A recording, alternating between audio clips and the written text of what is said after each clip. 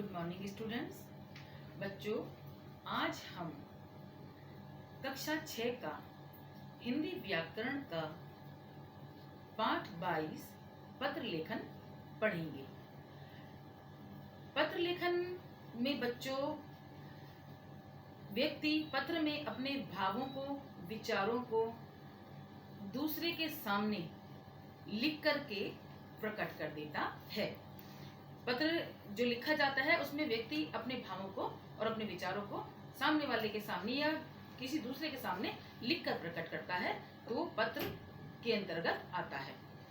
आइए अब इस पत्र की परिभाषा, शाब्दिक परिभाषा हम पढ़ लेते हैं।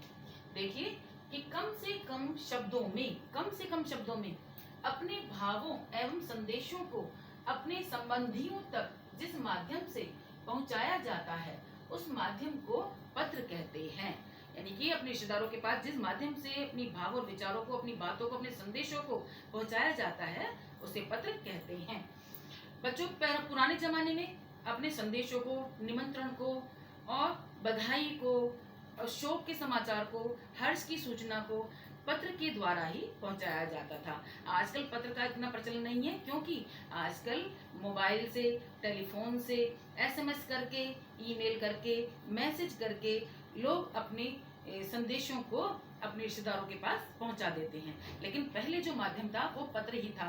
पत्र आज भी प्रासंगिक है, यानी कि आज भी पत्र की जरूरत है। क्यों?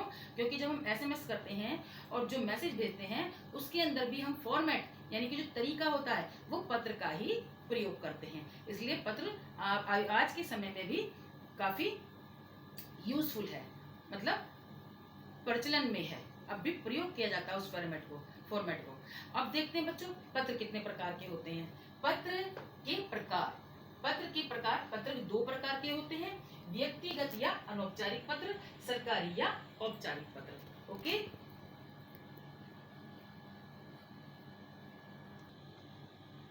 Look at the board children. बच्चों, बोर्ड की तरफ देखिए और इसकी परिभाषा को पढ़िए कि कम से कम शब्दों में अपने भावों एवं संदेशों को अपने संबंधियों तक जिस माध्यम से पहुंचाया जाता है उस माध्यम को पत्र कहते हैं।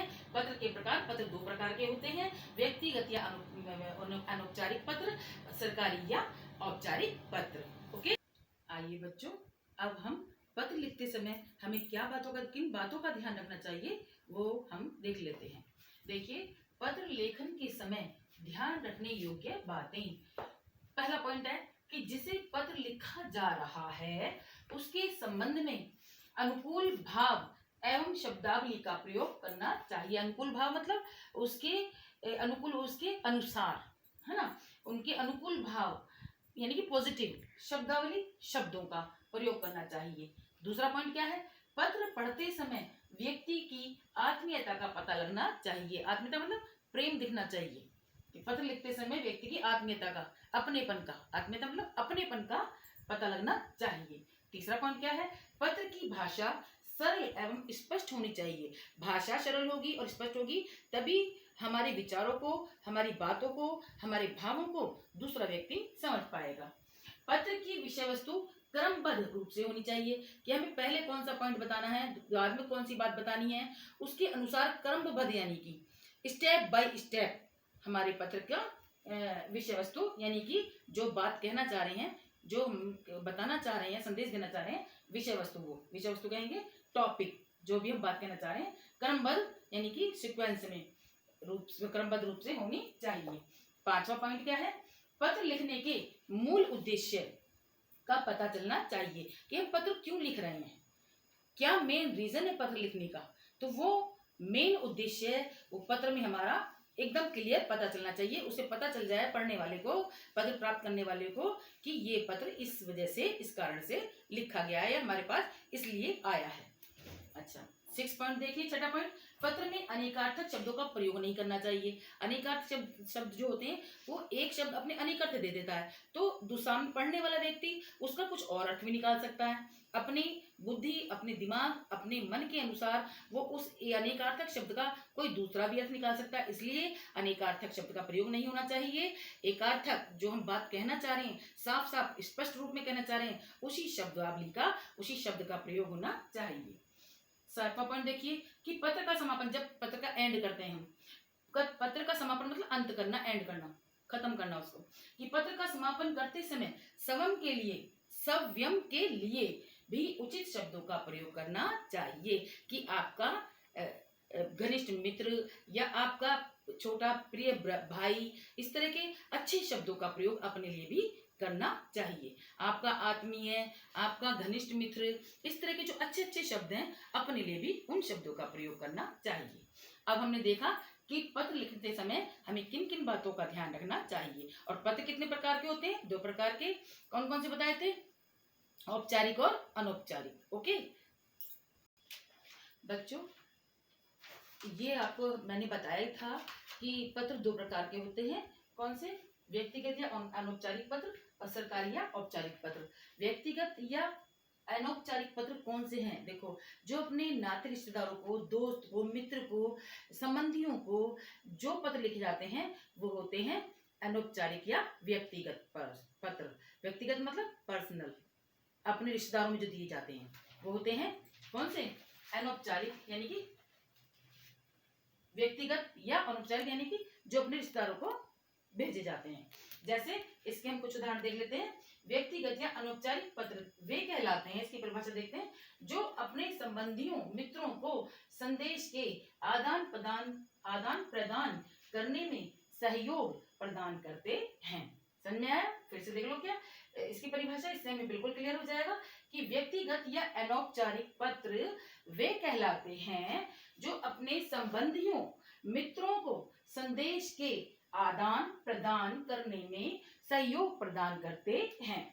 व्यक्तिगत पत्रों के कुछ उदाहरण हम देख लेते हैं कि पिताजी को पैसे भेजने के लिए पत्र, कहा ना, अपने रिश्तेदारों को, अपने संबंधियों को, अपने जानकारों को, अपने दोस्त मित्रों को जो भेजे जाते हैं वो अनौपचारिक या व्यक्तिगत पत्र होते हैं। तो ये देखिए, पहला हो गया कि पिताजी को पैसे भेजने के लिए पत्र। दूसरा हो गया बड़ी बहन को परीक्षा फल की जानकारी देने का पत्र। इसी तरह से बुक में दे रखे हैं बच्चों जो अनौपचारिक या व्यक्तिगत पत्र हैं कि एक है मित्र को अपने काव्य पाठ के विषय में बताना, अपने मित्र को काव्य पाठ के विषय में बताना। एक 4th दे रखा है अपनी सहेली को शादी के लिए निमंत्रण पत्र देना। मित्र निमंत्रण पत्र हुआ अपनी सहेली रिश्तेदारों को, मैंने ये बताया था बच्चों, मित्र के जन्मदिन पर आमंत्रण करना।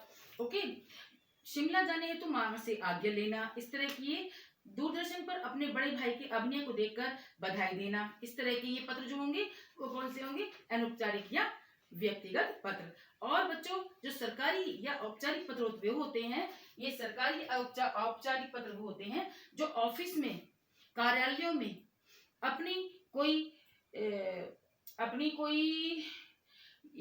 जैसे कोई बात, कोई शिकायत दर्ज करने के लिए दिए जाते हैं, कोई सूचना देने के लिए लिखे जाते हैं, भेजे जाते हैं, या अपने मोहल्ले की सफाई के लिए कोई इस तरह की शिकायत हो तो उसको दर्ज करने के लिए जो पत्र भेजे जाते हैं वो सरकारी दफ्तरों में, सरकारी ऑफिसों में भेजे जाते हैं। नाम से पता चल रहा है वो सरकारी या औपचारिक पत्र होते हैं। देखिए, सरकारी या औपचारिक पत्र कुछ इस प्रकार से हैं। पहला है कि शुल्क मुक्ति हेतु प्रधानाचार्य को पत्र, बताया था कि ऑफिस में जो भेजे जाते हैं या अपनी कोई बात समझाने के लिए, कहने के लिए ऑफिस में, दफ्तरों में, विद्यालयों में, किसी संस्था में जो भेजे जाते हैं वो सरकारी या औपचारिक पत्र होते हैं। तो पहला है इसमें शुल्क मुक्ति हेतु प्रधानाचार्य को पत्र।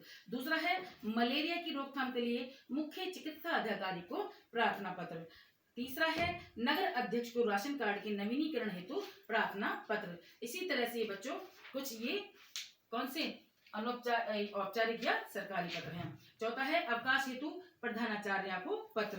नगर महापालिका के अधिकारी को सड़क दुर्दशा संबंधी शिकायत पत्र। मैंने कहा जो शिकायत के भी होते हैं, जो किसी चीज के लिए सूचना दी जाती है, प्रार्थना की जाती है, किसी बात के लिए रिक्वेस्ट की जाती है, वो सब सरकारी या औपचारिक पत्रों के अंदर आते हैं। बच्चों, आज हमारा ये पत्र लेखन का टॉपिक पूरा होता है।